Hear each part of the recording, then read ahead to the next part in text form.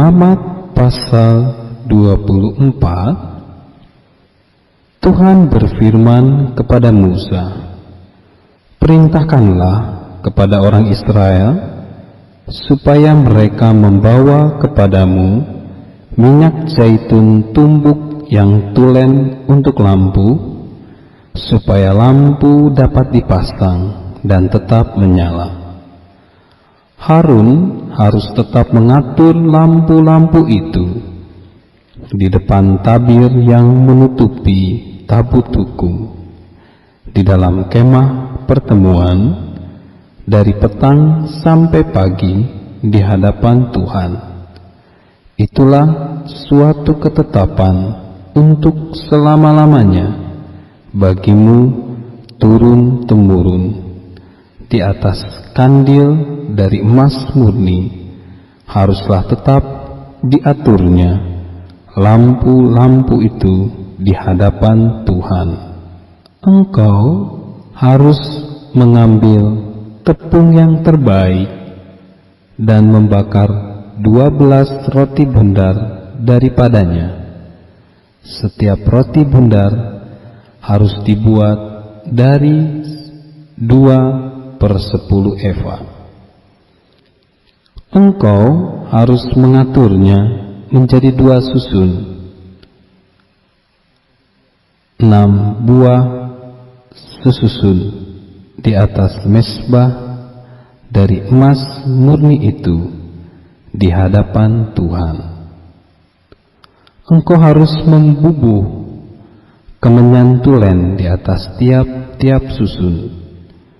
Kemenyan itulah yang harus menjadi bagian ingatan roti itu, yakni suatu korban api-apian bagi Tuhan. Setiap hari Sabat ia harus tetap mengaturnya di hadapan Tuhan. Itulah dari pihak orang Israel suatu kewajiban perjanjian untuk selama-lamanya. Roti itu teruntuk bagi Harun serta anak-anaknya, dan mereka harus memakannya di suatu tempat yang kudus.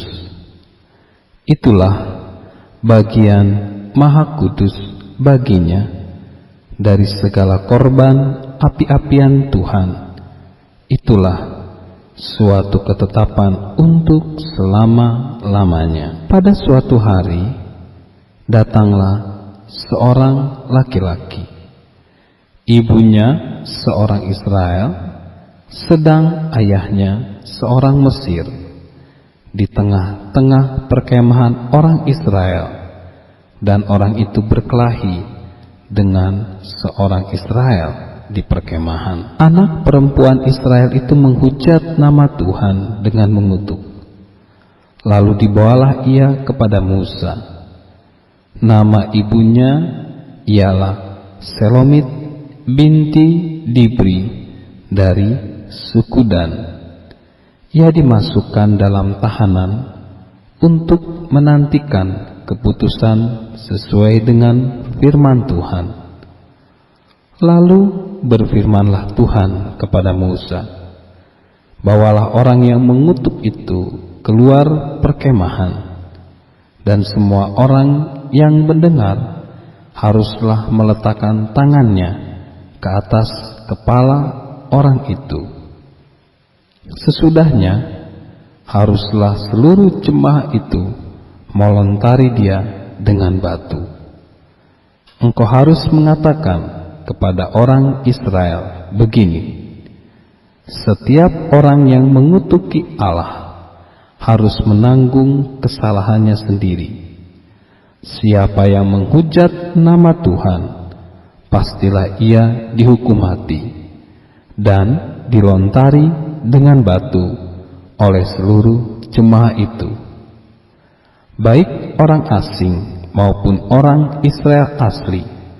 Bila ia menghujat nama Tuhan, haruslah dihukum mati. Juga apabila seseorang membunuh seorang manusia, pastilah ia dihukum mati. Tetapi siapa yang memukul mati seekor ternak, haruslah membayar gantinya, seekor ganti seekor. Apabila seseorang membuat orang sesamanya bercacat, maka seperti yang telah dilakukannya, begitulah harus dilakukan kepadanya.